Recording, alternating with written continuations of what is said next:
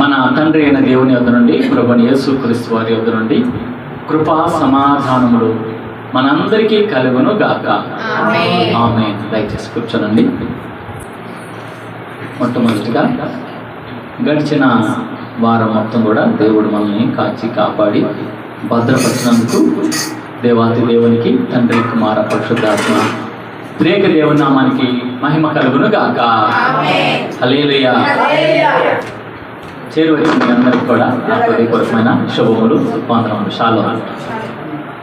మనము 17వ త్రిత్వం తర్వాత 17వ వారంలోకి ప్రవేశించున్నాం. 3 పాఠ్య భాగాలు చదువుకుంటూ వచ్చాము.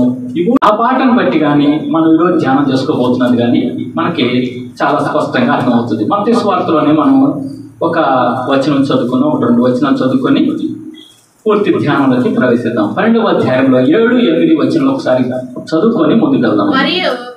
మరియు కనికరమునే కోరుచున్నాను గాని బలిని నేను కోరను అను వాక్య భావము మీకు తెలిసి ఉంటే దోషులను తీర్పు తెచ్చకపోదురు. కాగా మనుష్య కుమారుడు విశ్రాంతి దినమునకు ప్రభువై ఉన్నాడనేను. చిన్న ప్రార్థన చేసుకుందాం.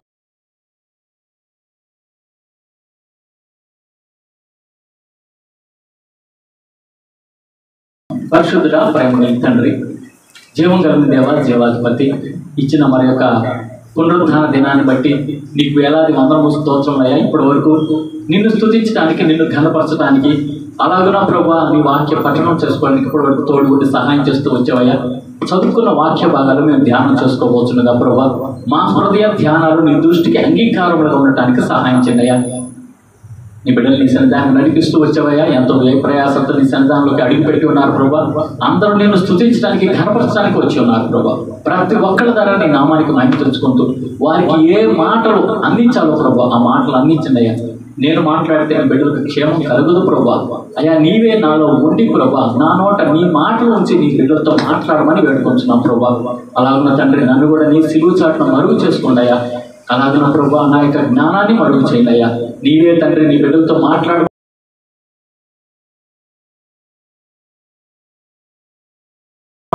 నా విషయంలో నువ్వు ఇచ్చిన వాగ్దానం నా సన్నిధిలో నిలిచే భాగ్యం ఇస్తానన్నావు ప్రభా. అలాగే నీ నోట నా మాట వచ్చి నా చేతిలో నేను కప్పి ఉన్నా అని చెప్పి సెలవిచ్చిన దేవుడు కదా ప్రభా. నీ బిడ్డలతో నువ్వే మాట్లాడమని వేడుకొంచు.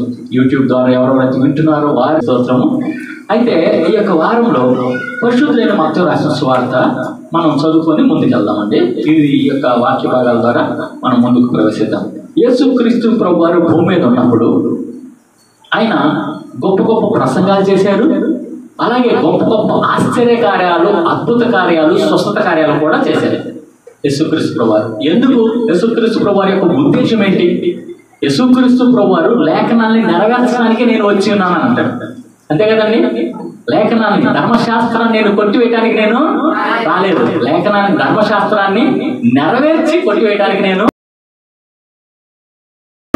వచ్చి ఉన్నాను. దాన్ని సచలపరచడానికి నేను వచ్చి ఉన్నాను. అంతేకాకుండా నశించిన దాన్ని వెతికి రక్షించడానికి నేను భూమి మీదకి వచ్చి ఉన్నాను. బలిని నేను కోరేవాడిగా లేను కానీ కనికరాన్ని నేను కోరుకునేవాడిగా ఉన్నాను యేసుప్రభు వారు.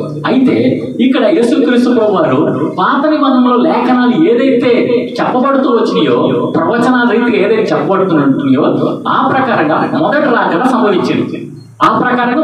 సంభవించింది. పాత నిబంధనలో ఏమని రాయబడింది? ఇదిగో కన్యక గర్భవతి అయి కుమారుని కను అతనికి ఇమ్మానుయేలు అని పేరు పెట్టింది. కన్యక గర్భవతి అయిన మాట వాస్తవము.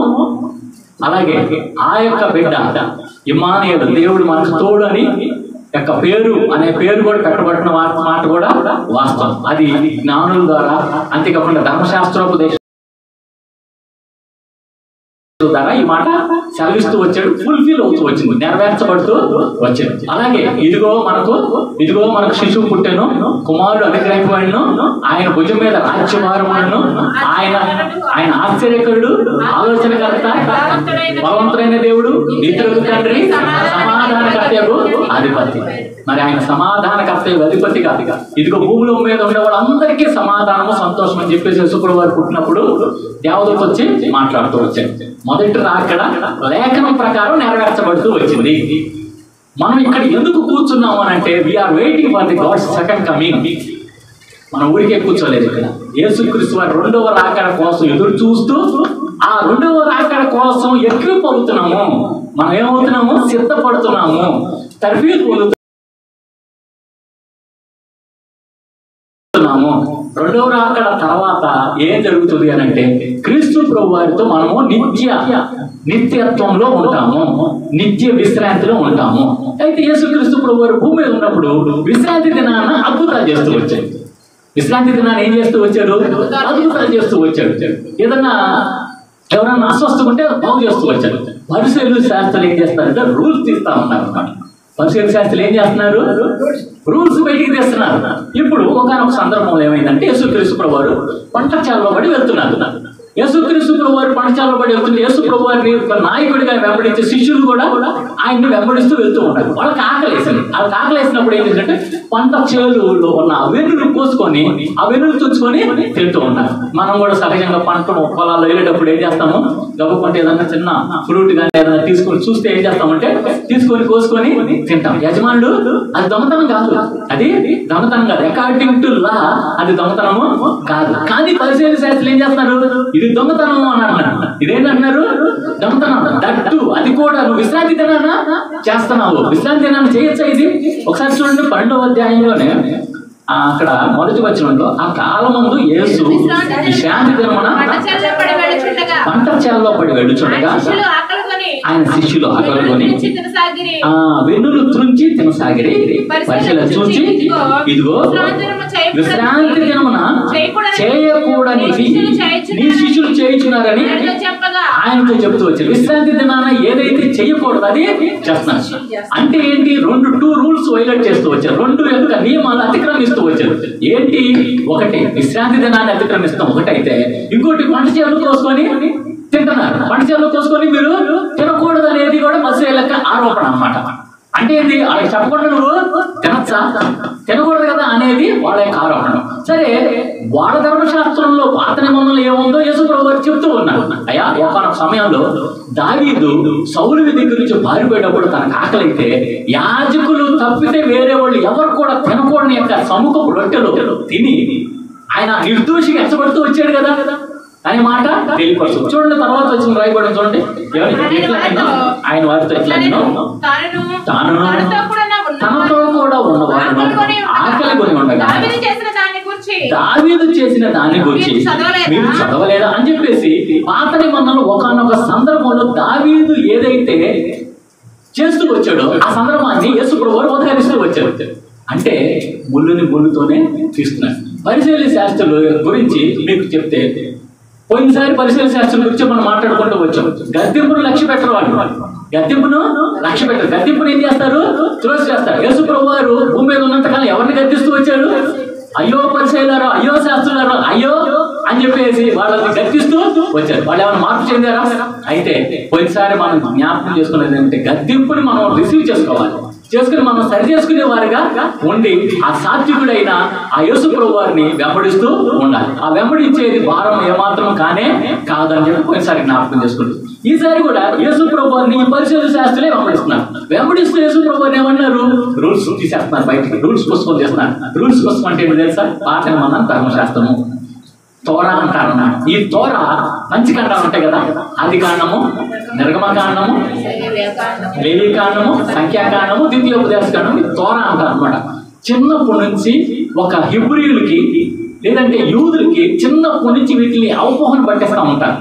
ఎలాగా అంటే మనము అపోస్తుల విశ్వాస ప్రమాణం ఏం చేస్తున్నాము? బైహార్ట్ చేపిస్తున్నామా లేదా? బైహార్ట్ చేపిస్తాము. అలాగే పరలోక ప్రార్థన ఏం చేస్తున్నాం? మనము బైహార్ట్ చేపిస్తున్నాం. మనం బైహార్ట్ చేపించిన తర్వాత వాళ్ళు ఒక స్థాయికి వెళ్ళిన తర్వాత వాడికి అర్థం అవుతుంది. ఇప్పుడు అర్థం కాదు. మన భారతదేశంలో అయితే భారతదేశం నా మాతృభూమి అని చెప్పి ప్రతిజ్ఞ చేయిస్తూ ఉన్నారు.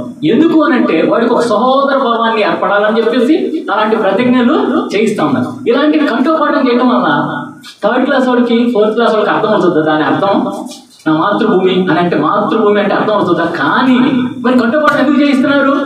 ఎందుకు చేసిందంటే పెద్దవాడైన తర్వాత వీళ్ళ గురించి అర్థం చేసుకొని ఓకే నా దేశాన్ని నేను ప్రేమించాలి, వీళ్ళందరూ కూడా నా సహోదరి సహోదరులు అని. అలాగే మనం ఇక్కడ ఆరాధనలో ఏమంటామంటే మనం ఏమని కంఠోపాఠం చేస్తామంటే అపోస్తుల బోధలో మనం అంటున్నాం, తండ్రిని నమ్ముతున్నాను, కుమారుని నమ్ముతున్నాను, పరిశుద్ధాత్మ నమ్ముతున్నాను అని కంఠోపాఠం. అలాగే ఈ ధర్మశాస్త్రం యూదులకి ఏం చేస్తారంటే కంఠోపాఠం చేపిస్తూ ఉంటారు. ఆజ్ఞలు ఉన్నాయి కదా, ఈ ఆజ్ఞలతో పాటు ఇంకా చాలా ఆజ్ఞలు 614 ఆజ్ఞలు ఉన్నాయి. ఇది పాత నిబంధన ధర్మశాస్త్రం మొత్తంలో అన్నమాట. ఆ ఆజ్ఞలన్నీ ఏం చేస్తారంటే వీళ్ళకి వల్లి వేయిస్తూ ఉంటారు. అందుకని దాన్ని వేద పాఠశాల అంటారు. దాన్ని ఏం చేస్తారు, వేదాలు వల్లి వేయిస్తారు అన్నమాట. అది వేద పాఠశాల. దాని నుంచి వచ్చింది మిగతా వేద పాఠశాలలు. రైట్ ఫ్రమ్ ది బిగినింగ్ ఇందులో నుంచే, బైబిల్లో నుంచే. మరి యేసుక్రీస్తు ప్రభు వారికి ఇంత జ్ఞానం ఎక్కడ వచ్చిందని పరిశుద్ధ శాస్త్రులు ఆశ్చర్యపోతూ వచ్చారు. యేసు ప్రభు వారు కంప్లీట్ 100% మ్యాన్, మనిషి. దేవుడైనప్పటికీ దైవమానుడిగా దిగొచ్చాడు. అంతేకాని దేవుడి యొక్క లక్షణాలతో రాలేదు. దేవుడి యొక్క లక్షణాలు ఆయన చూపించాలి, ఒక మానవుడిగా చూపించాలి. అందుకని ఏం చేశాడు, తల్లిదండ్రులకి 30 సంవత్సరాల తల్లిదండ్రులు లోబడి వాళ్ళ తల్లిదండ్రులు ఏవైతే నేర్పించారో, ఏమి నేర్పించారు వాళ్ళ తల్లిదండ్రులు? తోరా నేర్పించారు, సబాతు దినాన్ని ఆచరించమని నేర్పించారు. మరి సమాజ మందిరంలో యేసుక్రీస్తు ప్రభువు వారు వెళ్ళారా లేదా? ప్రతి ఒక్క సమాజ మందిరం అంటే సబాతు డే వచ్చింది. సబాతు డే అంటే ఏంటి? 7వ రోజున వచ్చింది. 7వ రోజున అంటే ఏంటిది? శనివారం దినాన వచ్చింది. ఆ శనివారం దినాన్ని యేసు ప్రభువు వారు పాటిస్తూ వచ్చారు. అలాగే ఆయన పాటిస్తూ ఎప్పుడైతే తండ్రి యొక్క పరిచర్య ప్రారంభం చేయాలో అప్పుడు ప్రారంభం చేశారు. 30 సంవత్సరాల తర్వాత ఆయన బాప్తిసం పొంది పరిశుద్ధాత్మ అభిషేకం పొందుకొని అక్కడి నుంచి ఏం చేశాడు? పరిచర్య ప్రారంభం చేస్తూ వచ్చాడు. పరిచర్య ప్రారంభం చేసిన తర్వాత ఆయన కొండ మీద ప్రసంగం చేస్తూ వచ్చాడు. కొండ మీద ప్రసంగం 8 దినాలు చేస్తూ వచ్చాడు.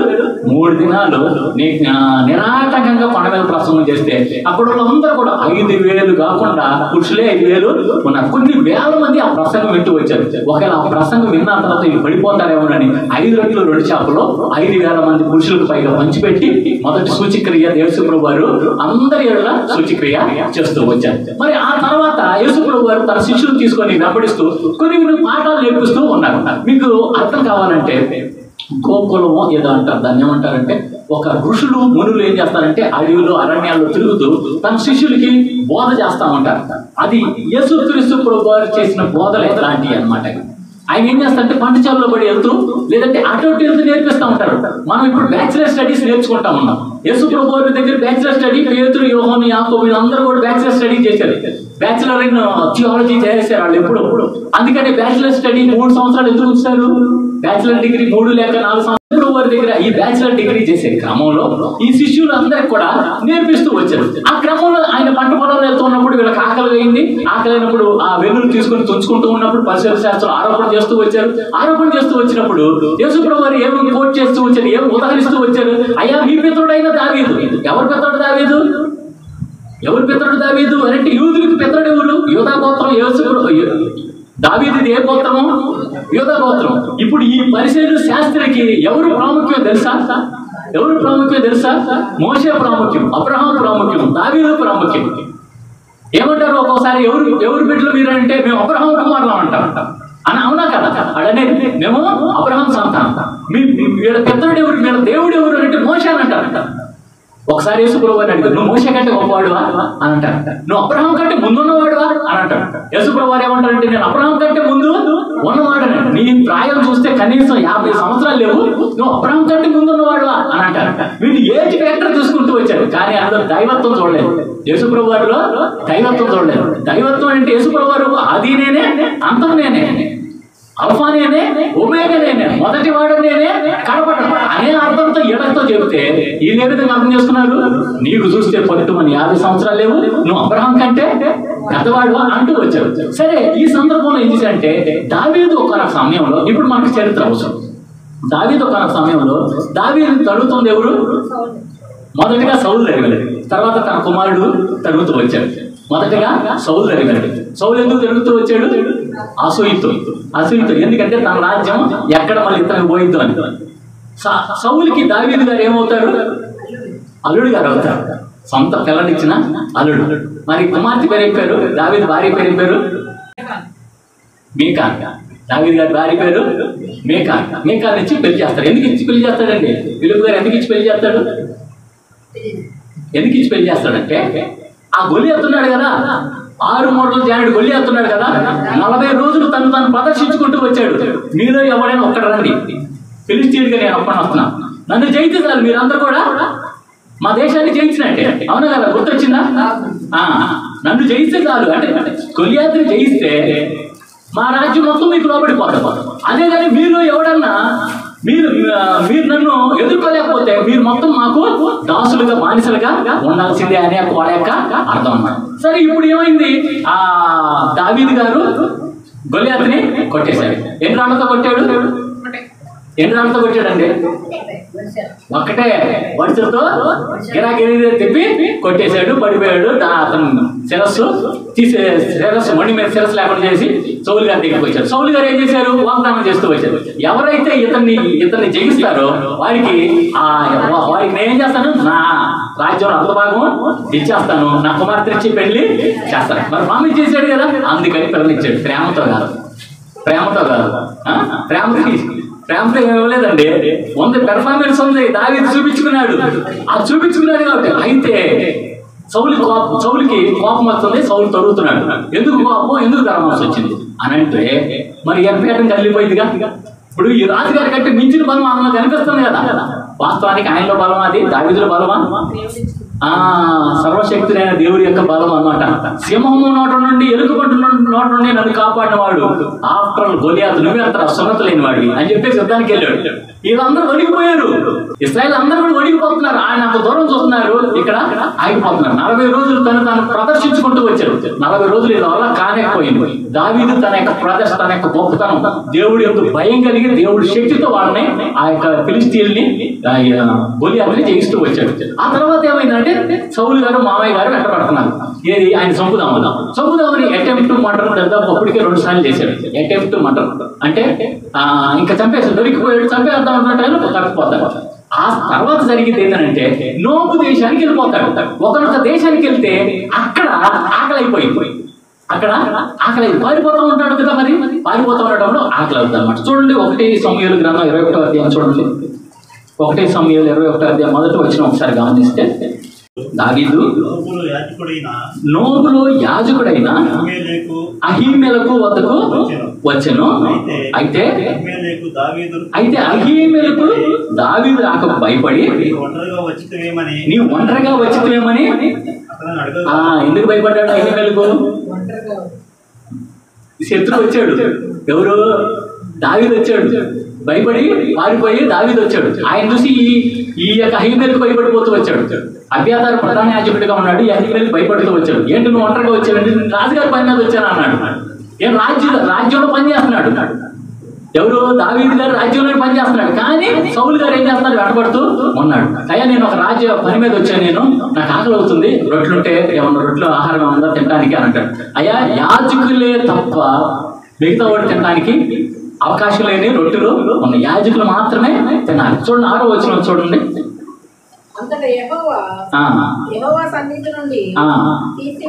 యెహోవా సన్నిధి నుండి తీసివేయబడిన సన్నిధి రొట్టెలు తప్ప అక్కడ వేరు రొట్టెలు లేకపోగా వెచ్చని రొట్టెలు వేయు దినమందు తీసివేయబడిన ప్రతిష్ఠితమైన రొట్టెలను యాజకుడు అతనికి ఇచ్చెను. ప్రత్యక్ష గుడారంలో సన్నిధి రొట్టెలు పాల్గొనదు. చూడండి, సన్నిధి రొట్టెలు పాల్గొనదు. ఇది చూడండి అందరూ. ఇది సన్నిధి రొట్టెలు పాలు. ఇక్కడ రొట్టెలు 6 ఈ రొట్టెలు ఉంటాయి అన్నమాట. ఎప్పటికప్పుడు ఏం చేస్తాడంటే, యాజకుడు ఏం చేస్తాడంటే, నైవేద్యం కదా అది తీసేస్తా ఉంటాడు. అయిపోయిన తర్వాత తీసేస్తాడు. మళ్ళీ ఫ్రెష్ వస్తూ ఉంటాం కూడా. మళ్ళీ చక్కగా వేడి క్రొత్త విశ్రాంగాలు ఇక్కడ పెడతారు. ఇవి తీసేస్తాడు అనమాట. అయ్యా, ఈ తీసేసి ఉన్నాయి అయ్యా, యాజకులు మాత్రమే తినాలి. అది ఎవరు తినకూడదు. యాజకులు మాత్రమే తినే ఉన్నాయి కదా అంటే, నేను రాజు పని మీద వచ్చాను కాబట్టి, రాజుగారు ఆజ్ఞ ఇచ్చారు కాబట్టి, ఆ పని మీద వచ్చాను కాబట్టి నేను తినడానికి అర్హుడినే, అర్హత ఉంది, నాకు ఇచ్చేయని చెప్పాను కదా, అప్పుడు తింటాడు. ఇదే వచ్చిన యేసుప్రభు వారు ఉదహరిస్తున్నారు. యేసుప్రభు వారు ఏమైనా ఉదహరిస్తున్నారు? మీ పిత్రుడే కదా ఆయన దావీదు, మీ పిత్రుడే కదా. మరి మీ పిత్రుడు ఏం చేశాడు? యాజకులే తప్పితే యాజకులు కాకుండా వేరే ఒకరు తినకూడదు. రొట్టెలు తిన్నా కూడా నిర్దోషి అవుతూ వచ్చాడు కదా. మరి మీరు నన్ను దోషం అన్నారేంటి? మీరు నన్ను దోషం అన్నారు కదా. మరి అక్కడ యాజకులు తినకూడదు. యాజకులు కాకుండా వేరే వాళ్ళు, బయట వాళ్ళు ఎవరు? ఇప్పుడు యాజకులు అంటే ఎవరండి? యాజకులు అంటే ఎవరు? లేవీలే యాజకులు. యాజకులు అంటే లేవీ గోత్రంలో పుట్టిన వాళ్ళు. మరి దావీదు ఏ గోత్రికుడు? యోధా గోత్రికుడు. మరి వీళ్ళు తినొచ్చా? వాళ్ళంటే లేవీలంటే ఆ లేవీ గోత్రంలో ఉన్నవాడు కాబట్టి వాడు యాజకత్వం చేస్తా ఉంటారు కాబట్టి వాడు తినొచ్చు. మరి దావీదు తినొచ్చా? తినకూడదు. మరి ఈ సందర్భంలో తిన్నాడు కదా, అక్కడ ఏం చేసి ఇచ్చాడా లేదా? అయ్యమేలకు అయ్యా ఇదిగో ఈ రొట్టెలు మాత్రం ఉన్నట్టే అవి తిని ఆయన కడుపు నింపుకొని ఆయన వెళ్ళిపోతాడు. మరి ఇప్పుడు యేసుప్రభువు వారు ఏమన్నారంటే, అయ్యా మీకు తెలుసు కదా ఆ సంఘటన, మరి అప్పుడు ఆయన నిర్దోషి అయినప్పుడు నేను ఇప్పుడు దోషి ఎట్లా పోతాను? నేను ఇప్పుడు ఈ యొక్క పంటశాలలో ఉన్న మా శిష్యులు ఈ పంటశాలలో ఉన్న వాటిని తిన్నంత మాత్రం ఎందుకు దోషి అవుతాడు అని అంటున్నారు. సరే, పంటశాలకు వచ్చినప్పుడు నీ చేతితో వెన్నులు తుడుచుకొనవచ్చును. 23వ అధ్యాయము 25వ వచనం. 25 వచనం చదువుతాను. నీ పొరుగువాని పంట చేనికి వచ్చినప్పుడు నీ చేతితో వెన్నులు తుడుచుకొనవచ్చు. నీ చేతితో వెన్నులు తుడుచుకొనవచ్చును గాని నీ పొరుగువాని పంట చేని మీద కొడవలు వేయబడి, కొడవలతో పోస్తే ఏంటంటే కోత పోసినట్లు అవుతుంది. అదే చేతితో వెన్నులు తుడుచేసుకొని తింటే తినచ్చు కదా, అది ఏం కాదు. అయితే శిష్యులు చేస్తున్నది వెన్నులు తుడుచుకొని తింటారు. వీళ్ళు ఆరోపిస్తుంది ఏంటి? పరిసర శాస్త్రులు ఏమని ఆరోపిస్తున్నారు? నీ శిష్యులు వైలేటింగ్ ద రూల్స్. నీ శిష్యులు ఏం చేస్తున్నారు? అతిక్రమిస్తున్నారు, రూల్స్ ని అతిక్రమిస్తున్నారు అని చెప్పానంటే యేసుప్రభువు వారు అక్కడ దావీదు సందర్భం చెప్పాడు, ఇక్కడ పాత నిబంధనలో ఉన్న ధర్మశాస్త్రం కూడా చెప్పి ఏ విషయంగా మేము ఎక్కడ కూడా ఇక్కడ రూల్స్ ని అతిక్రమించలేదు. పైగా ఇంకోటి ఏమని చెప్తున్నాడంటే, విశ్రాంతి దినానికి నేనేమై ఉన్నాను? ప్రభువునై ఉన్నాను. నాకు ఇంకో విషయం వీళ్ళేమో అనారోగ్యం చేస్తాను. విశ్రాంతి దినాన్ని నువ్వు అతిక్రమిస్తున్నారు. ఎలా అతిక్రమిస్తున్నారు విశ్రాంతి దినాన? అంటే ఇది కొయ్యటం ద్వారా ఇతను పని చేస్తున్నాడు. కొయ్యటం ద్వారా ఇతను పని చేస్తున్నాడు అంటే ఏంటి? విశ్రాంతి దినాన ఏ పని చేయకూడదు. మనకి ఇక్కడ రాయబడింది ఏంటి? విశ్రాంతి దినాన పరిశుద్ధంగా ఆచరించాలి. అంటే నువ్వు జీవనోపాధికి సంబంధించిన పని ఏది కూడా నువ్వు చేయకూడదు. ఒకసారి చూడండి, ద్వితీయోపదేశకాండంలో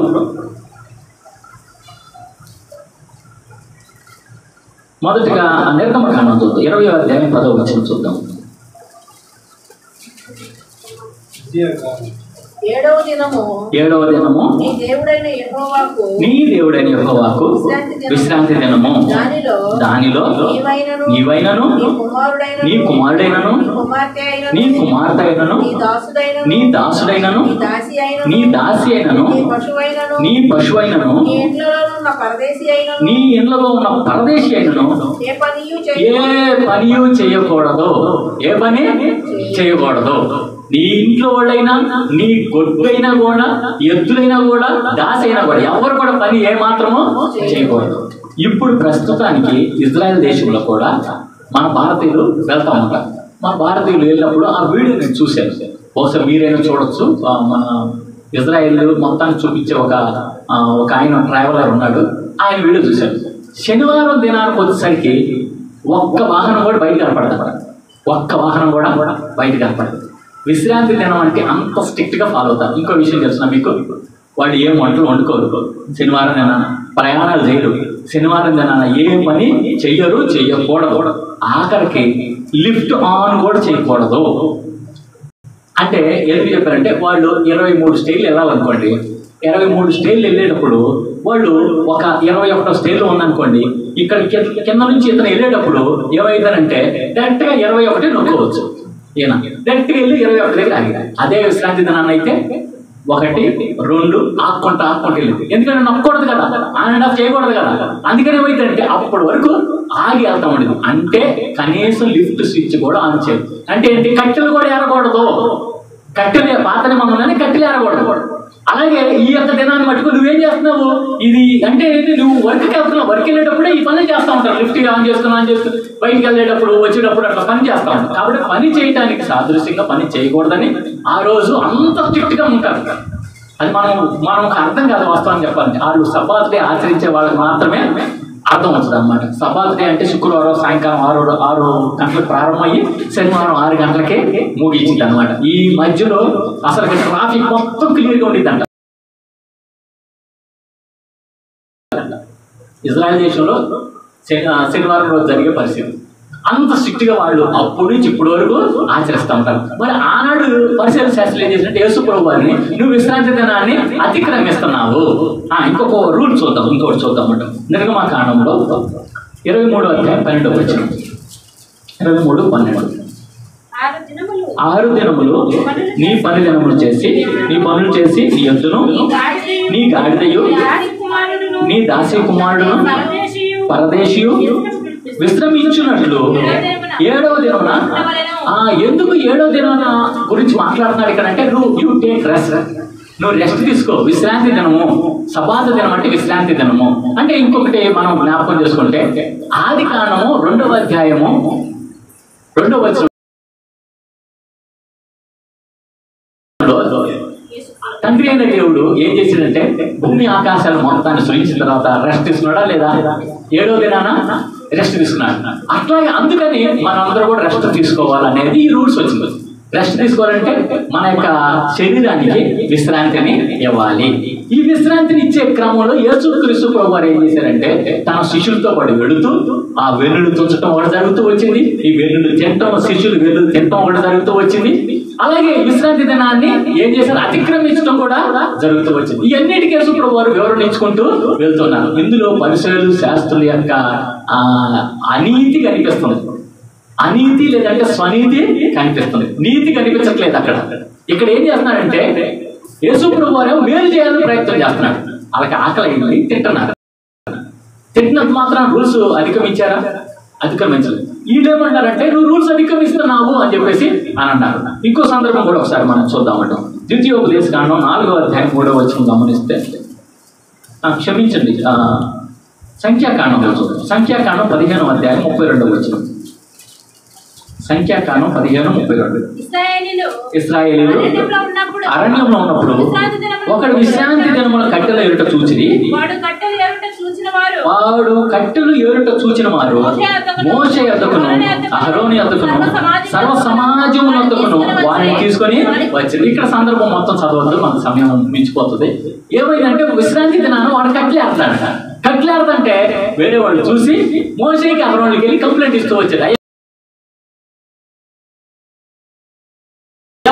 మన విశ్రాంతి దినాన వీడి కట్టెలేస్తున్నాడు.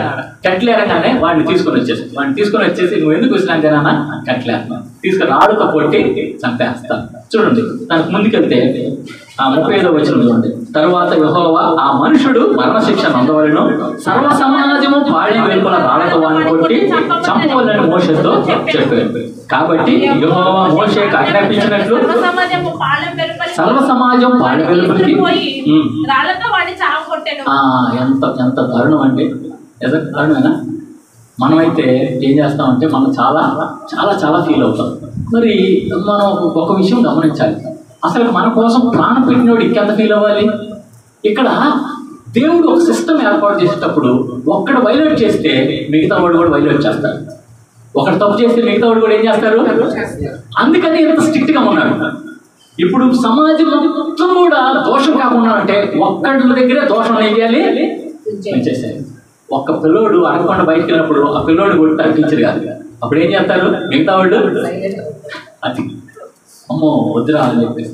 అందుకని ఒక్కడి విషయంలోనే దేవుడు అంత స్ట్రిక్ట్గా ఉంటున్నాడు. ఎందుకు? సర్వ సమాజము అది వైలేట్ అవ్వకూడదు, సర్వ సమాజము తప్పుడు ద్రోవలో వెళ్ళకూడదని. సరే, కాబట్టి ఈ యొక్క వచనం ప్రకారము మనోళ్ళు మన పితరులు విశ్రాంతి దినాన్ని చాలా చాలా నియమంతో నిబంధనతో పాటిస్తారు. యేసుక్రీస్తు ప్రభువు వారు విశ్రాంతి దినాన్ని ఏ మాత్రం కూడా రూల్స్ వైలేట్ చేయలేదు. అయితే ఏమన్నానంటే మీరు నిర్దోషిని దోషిగా ఇచ్చుతున్నారు అంటారు యేసు ప్రభువు వారు. 7వ వచనం చూడండి, మనం ఇందాక చదువుకుంటూ వాక్య భాగం వస్తుంది.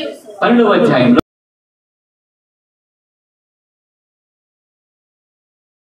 7వ వచనంలో మరియు కనికరమునే కోరుచున్నాను కానీ బలిని నేను కోరను అని వాని వాక్య భావము మీకు తెలిసి ఉంటే బలిని కోరను కానీ కనికరమునే కోరుచున్నాను. దహన బలుల కంటే దేవుడి కూర్చిన జ్ఞానము నాకు ఇష్టమైనది. ఇక్కడ ఏమో చెప్తానంటే నేను బలి కోరేవాడిని కాదయ్యా, నేను కనికరాన్నే కోరుతాను. పాత నిబంధనలో కూడా దేవుడు కనికరం గల దేవుడే, కనికరాన్నే కోరుతూ వచ్చాడు. క్రొత్త నిబంధనకు వచ్చేసరికి వీళ్ళు ఏమంటారంటే బలులే అంటారు. వీళ్ళు పరిశీలన శాస్త్రులు అయితే అన్నాడు పాత నిబంధన కొత్త నిబంధన అయినా సరే కనికరమే. దేవుడికి ఏది ఇష్టం అంటే కనికరమే. మీకా గ్రంథం 6వ అధ్యాయం 6వ వచనం చూడండి. మీకాలో కూడా ఉండింది. మీకా వచ్చిన ముందుగా అదంతా మనకి తెలుసు. మనుషుడా, ఏది ఉత్తమమో అది నీకు తెలియజేయబడి ఉన్నది. న్యాయంగా నడుచుకుంటాయో, కనికరమును ప్రేమించుటయో, దేన మనసు కలిగి నీ దేవుని యొక్క ప్రవర్తించుటయో, ఇంతే కదా యెహోవా అడుగుతున్నాడు. ఏం అడుగుతున్నాడు? నిన్ను కనికరమే కోరుతున్నాడు. మన దేవుడు ఏం చేస్తున్నాడు? కనికరం కోరే దేవుడు. వీరు బలులు కోరుతున్నారు. ఈ పరిశీలన శాస్త్రులు ఏమంటారు? బలులు కోరే వారిగా ఉన్నారు అనమాట. యేసుప్రభువు వారు వచ్చింది దేనికంటే నశించిన దాన్ని వెతికి రక్షించడానికి వచ్చారు. అందుకని యేసుప్రభువు వారు ఏం చేశారంటే విశ్రాంతి దినాన స్వస్థపరుస్తూ వచ్చాడు. మత్తయి సువార్తలోని 12వ అధ్యాయం 9వ వచనంలో చూస్తే మనము అక్కడ ఏమని రాయబడిందంటే యేసు ఆయన అక్కడ నుండి వెళ్ళి వారి సమాజ మందిరంలో ప్రవేశించినప్పుడు ఇదిగో ఓచ చేయగలవాడు ఒకడు కనపడెను.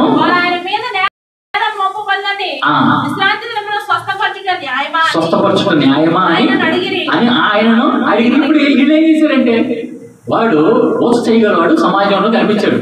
ఓచ చేయగలవాడిని స్వస్థపరుచున్నాడు. అప్పుడు వెంటనే స్వస్థపడుద్దాం అని అనుకునేటప్పుడు విశ్రాంతి దినాన్ని స్వస్థపడుతున్నాడు ఏంటి అని చెప్పేసి ఈ పరిశీలన శాస్త్రులు యేసుప్రభువుని అడగడం ప్రారంభించారు. అప్పుడు ఏమంటాడంటే, అయ్యా మీ యొక్క గొర్రెల్లో ఒక గొర్రె విశ్రాంతి దినాన గుంటలో పడింది అనుకోండి, బావిలో పడింది అనుకోండి, తీస్తారా లేదా? అది విశ్రాంతి దినం అనుకుంటారా? అంటే వీళ్ళు ఏం చేశారంటే తప్పుగా అర్థం చేసుకున్నారు విశ్రాంతి దినాన్ని. విశ్రాంతి దినాన్ని ఎందుకు ఏ విధంగా అర్థం చేసుకున్నారంటే పొల్ల తీసి పొల్ల పెట్టకూడదు కదా, అందుకని ఓచ చేయగలవని కూడా బాగు చేయకూడదు, నువ్వు వెన్నులు కూడా తుంచకూడదు. అక్కడ ఉద్దేశం మారిపోయింది, ఉద్దేశం మర్చిపోయారు. రూల్స్ వచ్చేసినాయి కానీ ఉద్దేశము మర్చిపోయారు. కొన్నిసార్లు ఏం చేస్తామంటే మనము రూల్స్ ఏ పట్టుకుంటాము, ఆ రూల్ ఎందుకు పెట్టాడు, ఎందుకు ఏర్పాటు చేశారనే సంగతి మర్చిపోతాం అన్నమాట. అది సైలెంట్లో పెట్టండి, సైలెంట్లో పెట్టుకుంటే. అయితే యేసుప్రభువు వారి ఉదాహరణ చెప్పి ఓచ చేయగల వారిని బాగు చేస్తూ వచ్చాడు. ఆ బాగు చేసిన తర్వాత యేసుప్రభువు వారికి విరోధంగా ఈ పరిశీలన శాస్త్రులు ఆయన్ని చంపడానికి ప్రయత్నం చేస్తూ వచ్చారు. అంటే వాళ్ళ హృదయం ఏమైంది? దీనంగా ఉందా, కఠినంగా ఉందా? మెత్తన హృదయమా, రాతి లాంటి హృదయమా? అందుకనే కీర్తనలో మనం చూస్తే ఈ పరిశీలన శాస్త్రుల హృదయం ఎలాంటిదో తెలుసా? అవిధేయులుగా కఠినాత్మలుగా ఉంటూ వచ్చారు. యేసుప్రభువుని నమ్మలేదు. హెబ్రీయులకు రాసిన పత్రికలో మనం చదువుకుంటూ వచ్చాం కదా. అపోజిట్ పౌలు హెబ్రీయులకు పత్రిక రాస్తూ వచ్చాడు. హెబ్రీయులకు అనే పదంలోనే ఉంది యూదులకి అని. హెబ్రీయులు అంటే ఎవరండి? యూదు భాష, హెబ్రీ భాష మాట్లాడేవాడిని యూదులు అంటారు. యూదుల్ని యూదులు అని అంటారు. హెబ్రీ భాష మాట్లాడేవాడిని కూడా యూదులు అని అంటారు. ఈ హెబ్రీయులకు రాసిన పత్రికలో, హెబ్రీయులు రాసిన పత్రిక 4వ అధ్యాయంలో 9వ వచనంలో ఏమని మాట్లాడుతున్నారంటే పౌలు గారు, కాబట్టి దేవుని ప్రజలకు విశ్రాంతి నిలిచి ఉన్నది. ఎందుకనగా దేవుడు తన కార్యములను ముగించి విశ్రమించిన ప్రకారం ఆయన యొక్క విశ్రాంతిలో ప్రవేశించిన వాడు, ఆయన విశ్రాంతిలో ప్రవేశించిన వాడు కూడా తన కార్యం ముగించి విశ్రమించును అని చెప్పి రాయబడుతూ వచ్చింది. అయితే ఇక్కడ ఈ విశ్రాంతి దినాన్ని గురించి ఎవరితో మాట్లాడుతున్నాడు? హెబ్రీ పత్రికలో హెబ్రీలతో మాట్లాడుతున్నాడు. వీళ్ళు ఏం చేస్తున్నారంటే హృదయాలు కఠినం చేస్తున్నారు, అవిధేయులైపోతున్నారు. అందుకని అయ్యా మీ పితరులు, వీళ్ళకి అర్థం కావాలంటే వీళ్ళ పితరులు ఏం చేశారు? వీళ్ళ పితరులు అంటే ఎవరు? హెబ్రీయుల పితరులు ఎవరు? ఎక్కడి నుంచి వచ్చారు అని అంటే ఐగుప్తు బానిసత్వంలో నుంచి పాలు తేలు ప్రవేశ దేశానికి ఎన్ని సంవత్సరాలు ప్రయాణం చేశారు? 40 సంవత్సరాలు ప్రయాణం చేశారు. 40 సంవత్సరాలు ఎందుకు ప్రయాణం చేయాల్సి వచ్చింది? 40 సంవత్సరాలు ఎందుకు ప్రయాణం? అక్కడి నుంచి అక్కడికి ఎంత రాకడం పోతుంది తెలుసా మీకు? ఎక్కడి నుంచి ఐగుప్తు నుంచి ఇశ్రాయేల్ దేశంకి వెళ్ళాలనుకుంటే కాలినడకన 40 రోజుల్లో వెళ్ళవచ్చు. 40 రోజుల్లో వెళ్ళచ్చు. 40 కేవలం 40 days లో వెళ్ళచ్చు. ఎట్లాగా అంటే మన పితరులు ధాన్యం కోసం, గుర్తు చేసుకోండి, యాకోబు తన యొక్క కుమారులు ధాన్యం కోసం పాలస్తీనా దేశం నుంచి లేదంటే ఇశ్రాయేల్ దేశం నుంచి ఐగుప్తుకి కాలినడకన వస్తారు. మరి వాళ్ళు ఎన్ని సంవత్సరాలు వచ్చారా? రాలేదు కదా. అప్పుడు ఐగుప్తులో రాజుగా ఉండేవారు యోసేపు ఉన్నాడు. మరి అక్కడి నుంచి ఇక్కడికి వచ్చారు. మరి ఎన్ని రోజుల్లో వాళ్ళు వచ్చేసారు? అటు ఇటుగా 40 days లో వచ్చేసారు అన్నమాట. మరి అలాంటిది 40 years ఎందుకు పట్టింది?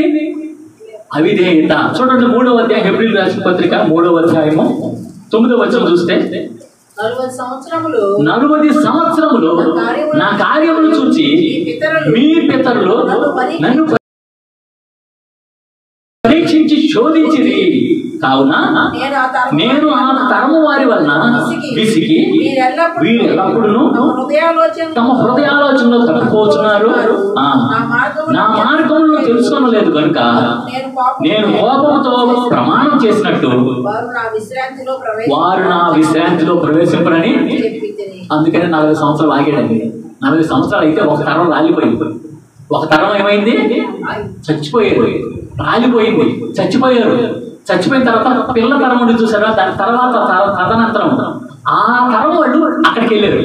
అయితే ఈ తరం మొత్తంలో ఇద్దరే వెళ్ళారు. ఎవరు?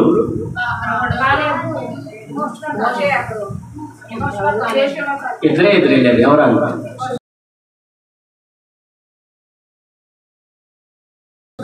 యెహోషువ, కాలేబు.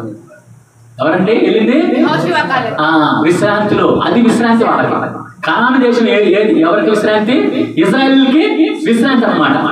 ఇదే సందర్భం ఎబ్రీ పత్రికలో పౌలు గారి జ్ఞాపకం చేస్తున్నాడు. మీ పితరులు ఎవరు? ఇశ్రాయేలీలే. మీరు ఇశ్రాయేలీలే, మీరు యూదు భాష మాట్లాడేవాళ్ళు, మీరు హెబ్రీ భాష మాట్లాడేవాళ్ళు.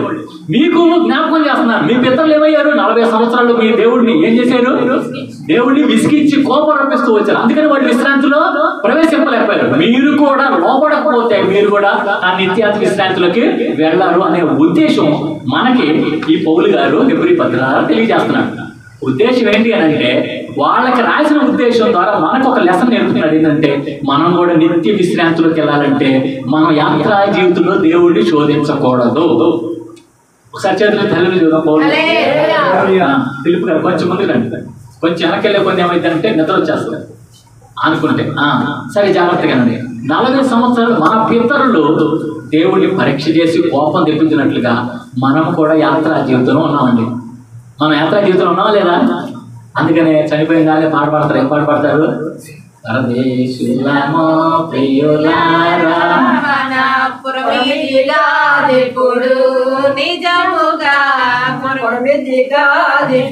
ధైర్యం రావాలి పాట పాడతారు చాలా మందికి. బయట ఇల్లు కూడా ఏంటి ఏమైందా ఏంటి అని అనుకుంటా ఉంటారు. నేను మా ఇంట్లో కుటుంబ ప్రార్థనలో ప్రతిరోజు ఈ పరదేశంలో సంబంధించిన పాటలు 3 పాటలు 4 పాటలు ఒక పాట ఖచ్చితంగా పాడతాను.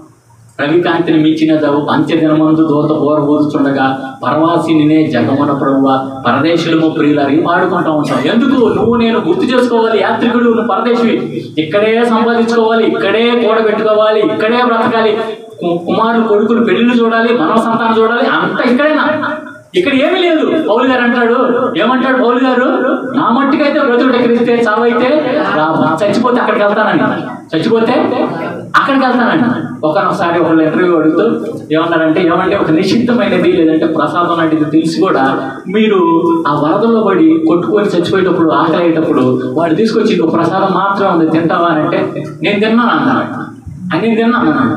ఏం తినకపోతే మరి చచ్చిపోతావు కదా? చచ్చిపోతే తొందరగా దగ్గరికి వెళ్తానుగా అని అన్నాడు. ఉద్దేశం ఏంటి? మనం గుర్తుపెట్టుకోండి. ఇక్కడ మన ఉద్దేశం ఏంటి? దేవుడు మనం తొందరగా పిలవాలనుకున్నాడు అనుకోండి, నువ్వు ఇక్కడ నిషిద్ధమైనది తినకూడదు. ఈ నిషిద్ధమైన ఏంటి? ఇక్కడ బతుకుతావు, ఇక్కడ నిషిద్ధంగా ఉండిపోతావు, అంటే ఇక్కడ అపవిత్రంగా ఉండిపోతావు. అని మన ఉద్దేశం ఏంటి అని అంటే, మన గమ్యం ఏంటంటే పరలోక రాజ్యము మన గమ్యము. ప్రభుతో నిత్య విశ్రాంతిలో ఉండటమే మన యొక్క గమ్యము. ఈ గమ్యం మనం మర్చిపోతాము. ఈ గమ్యం మర్చిపోయి ఏం చేస్తున్నాము? ఈ భూమి మీదవే తినుము, త్రాగుము, సుఖించుము. ఆ పరలోకం ఎవరు చూడొచ్చారండి? అదే అవిశ్వాసము, అదే అపనమ్మకము. అవునా కదండి? యేసు ప్రభు వారు మొదట రాకడ నేను వస్తాను అన్నాడు. వచ్చాడా లేదా? రెండవ రాకడ మరి వస్తాడా లేదా? ఖచ్చితంగా. ఒకసారి ఆమె అందరూ ఖచ్చితంగా వస్తాడు. అందుకనే పరలోక ప్రార్థన, పరలోకమందున మా తండ్రి నీ రాజ్యము, ఎందుకంటున్నాము నీ రాజ్యం వచ్చును గాక? అది ఆయన రాజ్యం రావాలని కోరుకుంటున్నాము. మనము ఆయన రాజ్యం కోరుకుంటున్నాము. అంతేకాకుండా కొంతమంది ఏమంటారంటే మరణాత అని అంటారు. మరణాత అంటే ఏంటి? ప్రభు వచ్చుచున్నాడు, జాగ్రత్తగా ఉండు, సిద్ధపడి ఉండు నువ్వు అని. కాబట్టి ఈ విశ్రాంతి దినం అనేది నిజమైన విశ్రాంతి పరలోకంలో ఉండేది. మనకి ఇక్కడ విశ్రాంతి లేదు. అందుకని అవిధేయుడిగా ఉండకూడదు. నువ్వు నేను మన పితరులు అంట 40 సంవత్సరాలు మన దేవుడు గద్ద రెక్కల మీద మోసినట్టు మోస్తూ వచ్చాడట, భరిస్తూ వచ్చాడట. వాళ్ళకి ఆహారం కావాల్సి వచ్చింది, ఆకలి అయింది. ఏం చేసాడు దేవుడు? పరలోకం నుంచి ఏం కురిపించాడు? మన్నాను రప్పించవచ్చు. దాహం వేసింది, ఏం చేశాడు? బండ నుంచి నీళ్ళని తెప్పించాడు. కుదరదు, నా మాంసం కావాలన్నాడు, పూరేళ్ళని రప్పించాడు. ఏం చేశాడు? పూరేళ్ళని రప్పించాడు. ఏది కావాలంటే అది ఇస్తూ వచ్చాడు. కానీ ఏం చేశాడు? దేవుడికి ఏం చేశాడు? వ్యతిరేకంగా. అంటే ఏంటంటే మోషే అహరోనులకు విరోధంగా వాడు తిరుగుబాటు చేస్తూ వచ్చాడు. మోషే అహరోనులకు విరోధంగా తిరుగుబాటు చేశారంటే ఎవరికి విరోధంగా తిరుగుబాటు చేశారు? మోషే అహరోను అంటారు, మీరు నాకు కాదు దేవుడికి వ్యతిరేకంగా ఉన్నారు, మీరు తిరుగుబాటు చేస్తున్నారని. అయినప్పటికీ కూడా మోషే అహరోను మీద రాళ్ళు తీసుకొని రాళ్ళతో కొట్టడానికి ప్రయత్నం చేస్తూ వచ్చారు. ఆ సందర్భంలో దేవుడు మోషే ఏం చేశాడంటే దేవుడికి అప్పచెప్పాడు. అయ్యా వీళ్ళు తిరుగుబాటు చేస్తున్నారయ్యా అనగానే ఇక తర్వాత దేవుడు ఇచ్చే పనిష్మెంట్ మోషే ద్వారా పనిష్మెంట్ ఇస్తూ వచ్చారు. ఆ సందర్భం ఒకటి గుర్తు చేసుకుంటే దాతాను అభిరాముని దేవుడు ఏం చేశాడు? మొత్తేసేస్తూ వచ్చాడు. అలాగే కోరహు సంతానాన్ని ఏం చేశాడు? కోరహు ఏం చేసింది? కోరహు దాతాను అభిరాము కోరహు భూమి నెరవేర్చి వాళ్ళందరూ మింగేసింది. తిరుగుబాటు చేశారు. మోషేకి అహరోను తిరుగుబాటు చేశారు. నువ్వే పరిశుద్ధుడువా, మేము కాదా అని అన్నారు. ఇంత పోట్లాడారు. నువ్వేనా పరిశుద్ధుడివి, మేము కూడా పరిశుద్ధులు అని అన్నారు. కొంతమంది ఏం చేశారంటే సర్వ సమాజం ఏం చేశారంటే మోషే అహరోన్ని మీరు కాదు మేము కూడా నాయకులమే, మేము కూడా నడిపిస్తామని చెప్పేసి అంటే దేవుడు ఏం చేశారంటే అందరి దగ్గర చేతి కర్రలు ఉంటుంది కదా, అన్ని గోత్రకర్తల దగ్గర చేతి కర్రలు ఉంటాయి. లేవి గోత్రంలో అహరోను దగ్గర చేతి కర్రలు ఉండేది. అలాగే అందరు గోత్రకర్తల దగ్గర చేతి కర్రలు ఉండేది. మీ చేతి కర్రలు అందరూ తీసుకురండి, అందరు తీసుకొచ్చి ఆ బాక్స్లో పెట్టండి అని అంటారు. బాక్స్లో పెట్టి తర్వాత రేపు చూడండి అని అంటారు. తర్వాత రోజు తర్వాత చూస్తే అందరి కర్రలు అట్లాగే ఉంటాయి. చేతి కర్ర అంటే ఎండిపోయిన కర్రలేగా ఉండేది, ఎండిపోయిన కర్ర. ఈయన మోషే అన్నగారైన అహరోను కర్ర, అహరోను ప్రధాన యాజకుడి కర్ర, అది చిగిర్చి బాదాము పువ్వులతో బాదాము కాయలతో అది చక్కగా దేవుడు ఒక అద్భుతం ద్వారా దాన్ని చేస్తూ ఈ కర్ర ఎవరైతే మొలిచిందో పుష్పించిందో కాయలు కాసిందో ఆయనే పరిశుద్ధుడు, ఆయనే నాయకుడు, ఆయనే నేను ఏర్పాటు చేస్తున్నానని ఆ సర్వ సమాజానికి తెలియపరుస్తూ వచ్చాడు. మరి ఇన్ని అద్భుతాలు జరిగినా కూడా పితరులు ఏం చేశారు? నమ్మారా? నమ్మలేదు. యేసుప్రభువు వారు కూడా భూమి మీద ఎన్నో అద్భుతాలు చేస్తూ వచ్చాడు. నమ్మారా? యేసుప్రభువు వారు నమ్మారా? పరిసర శాస్త్రులు రూల్సే తీశారు కానీ నమ్మారా? కాబట్టి మనకి ఈరోజు దేవుడు చెప్తున్న వర్తమానం ఏంటంటే రూల్స్ రెగ్యులేషన్స్ కాదు, కనికరము ప్రేమ కావాలి. కనికరం ప్రేమతో నువ్వు ఉండాలి. దేవుని సేవకుడు నిన్ను గద్దించిన దేవుని సేవకుడు హెచ్చరించినప్పుడు, సేవకుడు గద్దించినప్పుడు హెచ్చరించినప్పుడు ఏం చేయాలి? అట్లనే ఎందుకు నిమిత్తం గద్దిస్తాడు? యేసుప్రభువు వారు ఎందుకు గద్దించారు పరిసర శాస్త్రుల్ని? అసలు ఉద్దేశం ఏంటి? విశ్రాంతి దినం ఉద్దేశం ఏంటి? మీరు చేస్తున్నది ఏంటి? ఉద్దేశం మర్చిపోయారు, అందుకని గద్దించి వచ్చాడు. అయ్యా విశ్రాంతి దినం దేనికోసం? అది విశ్రాంతి దినం మేలు చేయడానికే కానీ విశ్రాంతి దినాన్న రూల్స్ కోసం కాదయ్యా పెట్టింది. ఎందుకు విశ్రాంతి దినానికి ప్రభువుడు? విశ్రాంతి దినానికి ప్రభువుడు పెట్టినెవరు? విశ్రాంతి దినం పట్టినెవరు? తండ్రి అనే దేవుడు. యేసుప్రభువు వారు ఏమన్నాడు? విశ్రాంతి దినానికి ప్రభువు నేనే అని అన్నాడు. విశ్రాంతి దినాన్ని పెట్టింది నేను, నాకు రూల్స్ నేర్పుతున్నారేంటి? దేవుడు కొంతమంది దేవుడే ప్రశ్నిస్తారు, దేవుడు ఎంత కఠినంగా ఎందుకుంటున్నాడండి అని అంటూ ఉంటారు. అంతమంది చచ్చిపోతే చూస్తా దేవుడు ఎందుకుంటున్నాడు? మన దేవుడు కఠినం కలిగిన దేవుడా? ఆయన కోపం నిమిషం మాత్రం ఉండిద్దంట. ఆయన దయ ఆయుష్కాలం అంతా కూడా ఉండదు. మరి ఆ దేవుడిని అనుసరించే మనం కూడా ఏ విధంగా ఉండాలట? కనికరం కలిగే ఉండాలట. కాబట్టి మన దేవుడు వాక్యం ద్వారా గద్దిస్తూ ఉంటాడు. ఆయన వాక్యం అలాంటిది అంటండి, 2 అంచులు కలిగిన ఖడ్గం. 4వ అధ్యాయం 12వ వచనం ఏముంటుంటే హెబ్రీ రాసిన పత్రిక 4వ అధ్యాయం 12వ వచనంలో ఎందుకనగా దేవుని వాక్యము సజీవమై బలము గలదై 2 అంచులు గల ఎటువంటి ఖడ్గము కంటేను వాడిగా ఉండి ప్రాణాత్మలను కీళ్లను మూలుగును విభజించుకున్నంత మట్టుకు దూడుచు హృదయం యొక్క తలంపులను ఆలోచనను శోధించుచున్నది. కాబట్టి ప్రియమైన సంగమా, నిన్ను నన్ను శోధించేటప్పుడు ఈ వాక్యానికి మనం లోబడే వారంగా ఉండాలి. మనం దేనికంటే భయపడేది ఈ లోకంలో ఏమి తినాలా, ఏమి త్రాగాలా, ఏమి ధరించుకోవాలో భయపడతాం లేదా? ఈ నెల వచ్చే నెల వస్తుందంటే ఆర్థిక భయం వచ్చింది, కరెంటు బిల్లుకి భయం వచ్చింది, వచ్చిన ఉంటే ఆ బిల్లుకి ఈ బిల్లుకి అన్నిటికీ ఆ ఫీజులకి ఆటికి భయం వస్తా ఉండిద్దా లేదా? అయితే దేవుడు ఏమన్నాడు? ఆనాడు మీ పితరులను 40 సంవత్సరాలు నేను పోషించాను, నేను మిమ్మల్ని పోషించలేనా? మనం అనవసరమైన ఖర్చులు అయితే అది పోషించండి చెప్తున్నా. కారు లోన్ తీసుకొని ఆ లోన్ డబ్బులు కట్టాలయ్యా అని చెప్తే నీ అవసరత నిమిత్తం ఏదైతే కావాలని దేవుడు ఇస్తాడు. తినటానికి, త్రాగటానికి, ఉండటానికి దేవుడు ఖచ్చితంగా ఇస్తాడు. ఏం తిందామా, ఏం త్రాగుదామా, ఏం ధరించుకుందామని మీరు ఆలోచించండి. నీకు బేసిక్ ఎమ్యూనిటీస్ మొత్తం దేవుడు ఇస్తాడు. ఏది కూడా తక్కువ చేయదు. మరి అలాంటప్పుడు ఎందుకు ఆలోచిస్తాం? మనం ఆలోచించద్దు. మనం చేయాల్సిందల్లా ఆయన రాజ్యాన్ని, నీతిని వెతకడం. ఆయన రాజ్యంలో ఏముండిందంటే నీతి, సమాధానము, పరిశుద్ధాత్మ అందలి ఆనందం. ఆయన రాజ్యంలో ఏమంటే కనికరమే ఉండింది, కానీ బలులు ఉండవు. కాబట్టి కనికరం కలిగి ఉండవు. కనికరం గలవారు ధన్యులు, వారు కనికరము వాళ్ళు చెప్పండి. కనికరం గలవారు ధన్యులు. చూడండి మత్తయి సువార్త 5వ అధ్యాయంలో రాయబడింది. చూడండి మత్తయి సువార్త 5వ అధ్యాయము.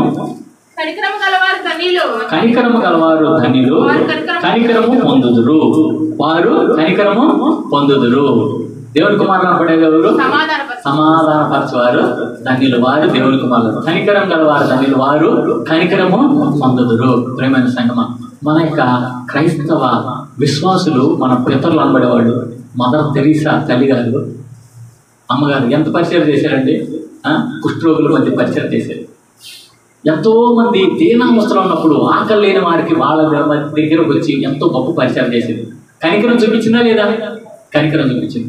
గ్రాహం స్టెయిన్స్ అనే గొప్ప దొరగారు, ఆయన ఆస్ట్రేలియా నుంచి వచ్చి మన మధ్యకి వచ్చి గొప్ప పరిచయం చేస్తూ వచ్చాడు. ఆయన ఎవరి మధ్య పరిచయం చేస్తూ వచ్చాడు? కుష్ఠరోగుల మధ్య పరిచయం చేశాడు. ఎందుకు కుష్ఠరోగుల మధ్య వీళ్ళు పరిచయం చేస్తూ వచ్చారు? కుష్ఠరోగి పాళ్ళము లోపలికి ఎట్టి పరిస్థితులు ఎంటర్ అవ్వడానికి వీలే లేదు. కుష్ఠరోగిని ఏం చేసేవాళ్ళు? పాళ్ళం వెలుబట్టి పడేసేవాళ్ళు. వాడు కుళ్ళి కూసించి చచ్చిపోవాల్సింది. వారికి ట్రీట్మెంట్ ఇవ్వడానికి కూడా మనకి ఒకటి గుర్తుంది, కరోనా గుర్తుంది. కరోనా అప్పుడు ఏం చేస్తారు? కరోనా ముందు అనగానే ఆ వ్యక్తికి ఎంత దూరంలో ఉండేవాడు, ఎంత దూరంలో ఎంత జాగ్రత్త పడేస్తూ ఉండేవాడు. కరోనా కంటే కూడా భయంకరమైన అంటూ కుష్టు. ఆ కుష్టు వల్ల మొత్తం కూడా ఇవేమైపోతాయి? ఏళ్ళు అయ్యి తినేస్తూ ఉంటాం, పురుగు తినేస్తాం. వాళ్ళ దగ్గర నుంచి ఒక భయంకరమైన దుర్వాసన వచ్చింది. చచ్చిపోయిన శవం దగ్గర కూడా కంటే కూడా వాళ్ళ దగ్గర వచ్చే దుర్వాసన చాలా భయంకరమైన దుర్వాసన. వెంటనే కడుపు దేవి వామిటింగ్స్ వచ్చే దుర్వాసన. ఆ దుర్వాసన ఉన్న అలాంటి వారి మధ్య మదర్ తెరీసా అమ్మగారి పరిచయం చేస్తూ వచ్చారు. అలాంటి దుర్వాసన వచ్చే అలాంటి కుష్ఠరోగుల మధ్య గ్రాహం స్టెయిన్స్ గారి పరిచయం చేస్తూ వచ్చారు. కలరా వచ్చి, ప్లేగ్ వ్యాధి వచ్చి ఆ వైపున ప్రకాశం జిల్లాలో ఒక కమ్యూనిటీ, మాదిగా కమ్యూనిటీ మొత్తం భయంకరంగా చచ్చిపోతున్నారు. రోజు 100 మంది చచ్చిపోతున్నారు. దొరగారు ఒకళ్ళు ఉన్నారు, ఆయన పేరు అంటే క్లౌ దొరగారు, జాన్ ఎవరంటే క్లౌ దొరగారు. ఆయన వచ్చి పరిచయం చేస్తూ వచ్చారు. రోజుకి 100 మంది చచ్చిపోతుంటే 100 నుంచి 10 నుంచి 0 తీసుకుని వచ్చాడు. పరిచయం చేస్తూ వచ్చాడు. ఏం చూపించాడు? కనికరం చూపించాడా? రూల్స్ చూపించాడు. వాస్తవానికి చెప్పాలంటే మన భారతదేశంలో వాళ్ళని వాళ్ళు అంటుకోరు, ఫారిన్ కంట్రీస్ వాళ్ళు అంటుకోరు. వాళ్ళు వైట్, మనం బ్లాక్స్. అవునా? వాళ్ళకి ఉన్న తారతమ్యం ఏంటంటే అమెరికాలో బ్లాక్స్, వైట్స్ అనే ఉంది, కులాలు ఉండవు. బ్లాక్స్, వైట్స్ కి బ్లాక్స్ అంటే పడదు. ఏం చేస్తారు? వాళ్ళకి దూరంగా ఉంటారు. మన భారతదేశంలో ఉన్న వాళ్ళందరూ కూడా బ్లాక్స్. మరి క్లౌదర్ గారు అమెరికా నుంచి వచ్చి పరిచయం చేసినట్టే మరి అంటుకున్నాడా లేదా? భయంకరమైన వివక్షత ఉన్న మన భారతదేశంలో వచ్చి వాళ్ళు అంటుకొని వాళ్ళు పరిచయం చేస్తూ వచ్చారు. వైద్యాలయాలు కడుతూ వచ్చారు. కనికరాన్ని బట్టే దేవుడు ఏం కోరుకుంటున్నాడు? కనికరం కోరుకుంటున్నాడు. వాళ్ళకి వైద్యంతో పాటు వేదాంత విద్య కూడా ఇచ్చారు. వేదాంత విద్య ఇచ్చి రామాయపట్నంలో వేదాంత కళాశాల స్థాపించారండి. దొరగారు వాళ్ళే స్థాపించారు. తర్వాత హైదరాబాద్లో ఏసీటీసీ అనే వేదాంత కళాశాల స్థాపించారు. ఆ వేదాంత కళాశాలకి అంత ఆదరణ లేక స్థాపిస్తూ ఇవన్నీ ఎందుకోసం చేశారండి? యేసుప్రభు వారు ఏమన్నాడు? విశ్రాంతి దినానికి నేను ప్రభువును ఏం కోరుకున్నా? నేను కనికరాన్ని నేను కోరుకున్నాను. కాబట్టి బైబిల్ గ్రంథంలో రాయబడి ఉంది 75వ కీర్తనలో 4వ వచనంలో, కొమ్ము ఎత్తకుడి అహంకారంతో మాట్లాడుతున్నాడు. కొమ్ము ఎత్తకుడి, నేను ఒకరిని హెచ్చిస్తాను, ఒకరిని తగ్గిస్తాను అని చెప్పేస్తుంది. మన వాళ్ళు ఏం చేస్తారు? అహంకారంగా ఉంటారు. కొద్దిగా తినటానికి, ఉండటానికి, కట్టుకోవడానికి బట్టలు మంచిగా ఉన్నప్పుడు ఏం చేస్తారంటే కొమ్మెత్తుతూ ఉంటారు. కొమ్మెత్తడం అంటే ఏంటంటే గర్వం. కొమ్ము దేనికి సాదృశ్యం అంటే గర్వానికి సాదృశ్యం. ఒకటేమో అధికారానికి సాదృశ్యంగా ఉండింది, గర్వానికి కూడా సాదృశ్యంగా ఉంటుంది. గర్విష్ఠులను ఏం చేస్తాడు దేవుడు? అణిచివేస్తాను అన్నాడు. బైబిల్ గ్రంథంలో ఒక మాట రాయబడిందండి, నాశనానికి వెంబడి ఏం నడిచిందంట? గర్వం నడిచిందండి. ఈ విషయంలో మనం అందరూ సరి చేసుకోవాల్సిన విషయం. గర్వం గర్వం వల్ల జగడం పుట్టున్నాం. ఎక్కడైతే గొడవ జరుగుతుందో అక్కడ ఏముండిందంట? ఒక గొడవ వచ్చిందంటే దానికి ముందు ఏమున్నట్టు? గర్వం ఉన్నట్టు. గమనించండి, ఎప్పుడైనా కూడా మనకి ఒక గొడవ వస్తుందంటే ఎందుకు అని చెప్పి మనం ఒకసారి వెనక్కి పరిశీలన చేసుకోవాలి. వెనక్కి పరిశీలన, నన్ను అంటారా నన్ను అంటారా ఏమా అనేది అనేది వచ్చిందని అప్పుడు ఏమవుతుంది? నేనంట, ఆమె అంత, ఆమె స్థాయి అంత, వాడెంత, వాడి స్థాయి అంత అని అనుకున్నప్పుడు మనలో ఉన్న గర్వాన్ని బట్టి మనం ఏం చేస్తాము? జగడానికి చేస్తాం. కాబట్టి అక్కడ 77వ కీర్తనలో ఏమంటాడు చూడండి, 4వ చరణంలో, అహంకారులై ఉండకూడదు అని అహంకారులకు నేను ఆజ్ఞ ఇచ్చుచున్నాను. కొమ్ము ఎత్తకుడి, ఎత్తుగా కొమ్ము ఎత్తకుడి, పొగరు పట్టి మాట్లాడకుడి అని భక్తిహీనులకు. మన దేహం మొత్తాన్ని కంట్రోల్ చేసేది ఏంటిది? ఏం సార్ కంట్రోల్ చేసేదండి? మన దేహం మొత్తాన్ని కంట్రోల్ చేసేది పాల చక్రవర్తి గారు చెప్పాలి, ఫిలిప్ గారు చెప్పండి సార్. మన దేహం మొత్తాన్ని కంట్రోల్ చేసేది ఏంటిది?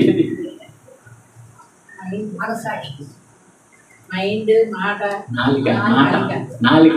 బైబిల్లో యాకోబు రాసిన పత్రికలో ఓడని కంట్రోల్ చేసేది ఏంటిదండి? ఓడని లేదంటే పడవని చుక్కాని ఎటు తిప్పితే అది ఎదుగుతుంది. ఓడని కూడా అదే చుక్కాని అని అంటారు అనమాట. ఓడకైనా పెద్ద చొక్కాని ఉండేది, చిన్న పడవలకి చిన్న చొక్కాని ఉండేది. లేదంటే తెడ్డు అనుకున్నాం. తెడ్డుని బట్టి మనకు కూడా ఉన్న తెడ్డు ఏంటిదండి? నాలిక. గర్వంగా మాట్లాడకూడదు అని అంటున్నాడు. గర్వంగా మాట్లాడదు. మనం ఏం చేస్తాం? మన నోటి మాటలోనే, నీ నోటి మాటను బట్టి నేను నీతిమంతుడిగా తీర్పు తీర్చాలి, నీ నోటి మాటను బట్టి నువ్వు భక్తిహీనుడిగా తీర్పు తీర్చబడతావు. మన నోటి మాటను బట్టి ఒకడు తన నోటిని కానీ నాలుగుని అదుపులో పెట్టుకుంటే దేహం మొత్తాన్ని అదుపులో పెట్టుకున్నాడు.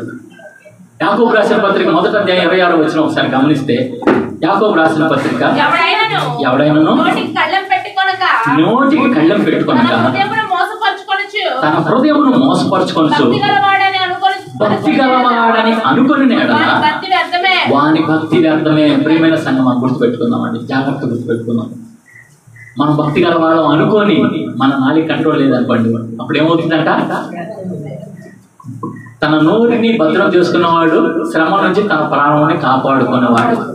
నోటిని నాలుగుని భద్రం చేసుకునేవాడట శ్రమ నుండి తన ప్రాణాన్ని కాపాడుకుంటాడు. Think before you act. మనం ఏం చేయాలంటే మాట్లాడే ముందు ఆలోచన చేసుకొని మాట్లాడాలి. ఇంకొక విషయం కూడా చెప్తాను. కోపంలో ఉన్నప్పుడు ఏ నిర్ణయాలు తీసుకోవచ్చు మనం జాగ్రత్తగా ఉంటాం. కోపంలో ఉన్నప్పుడు ఏ మాట మాట్లాడద్దు, ఏ నిర్ణయం తీసుకోవద్దు. ఇది ఒకటిగా గుర్తుపెట్టుకోండి. కోపంలో ఉన్నప్పుడు మౌనంగా ఉండటానికి ప్రయత్నం చేయండి. ఎందుకనంటే అనవసరమైన వ్యర్థమైన మాట మన నోట్లోంచి వచ్చేసిందనంటే నోటి మాటను బట్టి మనం తీర్పు తీర్చబడతాం. ప్రభు వారు ఏమంటారంటే, నీ నోటి మాటను బట్టి నీకు తీర్పు తీర్చబడతాను అన్నాడు. నోటి మాటను బట్టి. కాబట్టి కోపంలో ఉన్నప్పుడు మనం గప్పకుండా నోటితో ఏం చేస్తాము? మనం వ్యర్థమైన మాటలు వచ్చేస్తాం. అందరికి కోపాలు, ఎవరు అతీతులు కాదు. ప్రపంచంలో అందరూ కోపపడినవాడు. ఒక బైబిల్లో గొప్ప భక్తుడు ఉన్నాడు, కోపడ్డాడు. ఎవరు ఆ గొప్ప పేరు చెప్పండి? మోషే. కోపడి ఏమో మాట్లాడాడు? చిన్ని మాట అన్నాడు. చిన్ని మాట అన్నాడు. ఏ మాట? చిన్ని మాట అన్నాడు. చెప్పండి ఆ మాట. ద్రోహులారా,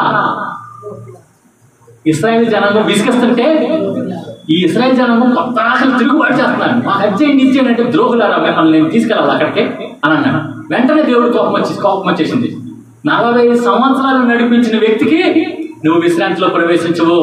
do not enter into my Sabbath. నా యొక్క విశ్రాంతిలో నువ్వు ప్రవేశించడానికి నీకు అర్హత లేదు.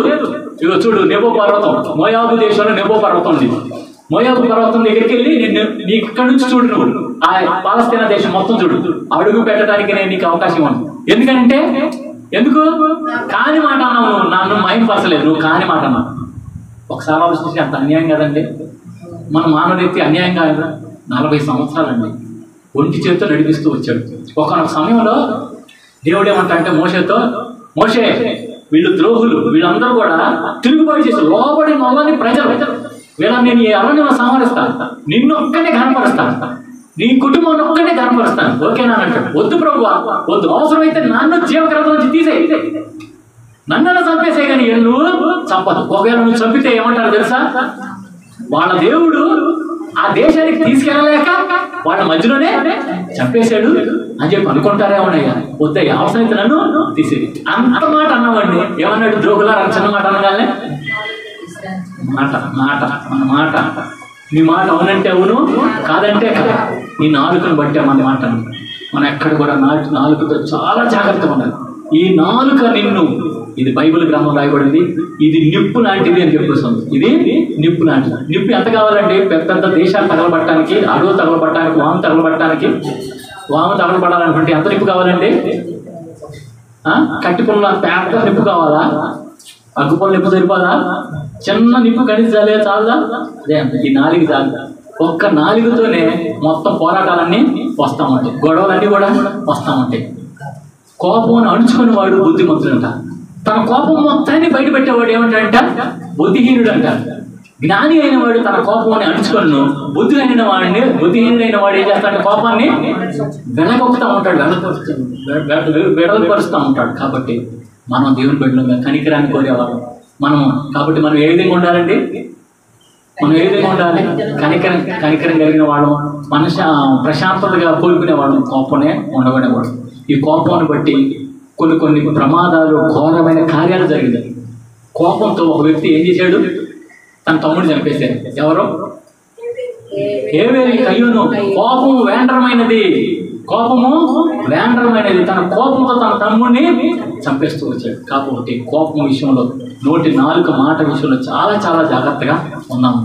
ప్రభుని అడుగుతాం, ఒకవేళ ఈ లోపం నాకు ప్రభువా నాకు సహాయం చేయాలి, నేను కోపాన్ని అధిగమించలేకపోతున్నాను అని ప్రార్థన చేయండి. అయితే మీకు ఒక విషయం చెప్తాను, గమనించండి. ఇక్కడ నుంచి కోపం వచ్చే మీకు స్టార్ట్ అవుతుంది. అయితే చెయ్యాలి. పరీక్ష పెడతా ఉంటాడండి, పరీక్ష పెడతా ఉంటాడు. నువ్వు పరీక్షలో నెక్కుతావో లేదా? ఆర్మీ ట్రైనింగ్కి వెళ్ళి గన్ను పెట్టుకోవడానికి, నువ్వు గన్ను పెట్టుకొని కావాలంటే ఏం చేయాలి? ముందు ట్రైనింగ్ ఇస్తాడా లేదా? గన్నుతో దెబ్బలు తగ్గుతూ ఉంటాయి. గన్ను పెట్టుకునేటప్పుడు దాన్ని మొయ్యాలి, దాన్ని దెబ్బలు తగ్గుతాయి. అట్లాగే ఈ కోపం మనం అణుచుకునే క్రమంలో మనకేమవుతుంది? కొన్ని పరీక్షలు వస్తూ ఉంటాయి. దేవుడే పరీక్షలు ఇస్తూ ఉంటాడు అనమాట. అలాగని చెప్పేసి అలాంటి ప్రార్థన చేయకూడదని అర్థం. చెయ్యాలి అలాంటి ప్రార్థన.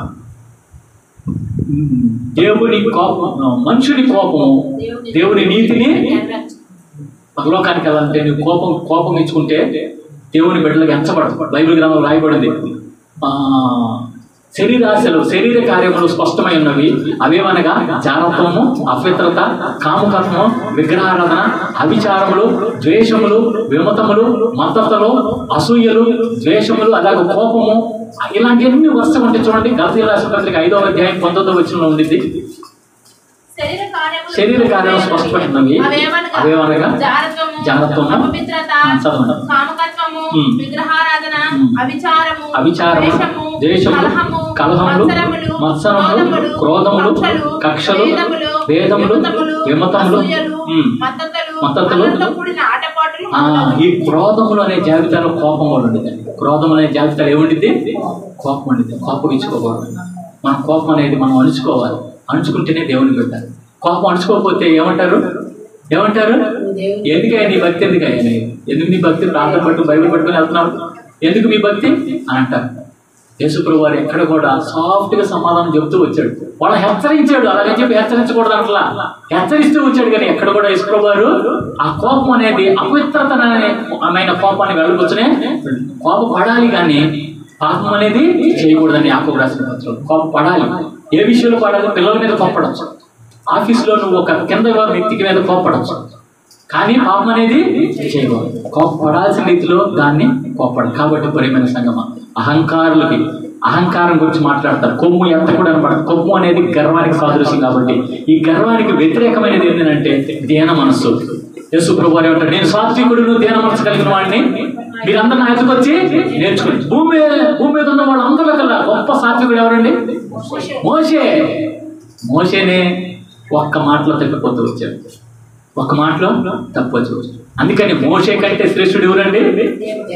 యేసు ప్రభువు. అందుకని విశ్వాసంలో కర్త యుద్ధాన్ని కొనసాగించబడిన యేసు వైపు చూద్దాం. మనము మోషే వైపు చూడొద్దు, యోనా వైపు చూడొద్దు, సొలొమోను వైపు చూడొద్దు. సొలొమోను కంటే గొప్ప జ్ఞానం ఎవరికైనా ఉందానంటే అది దేవుడికే ఉంది.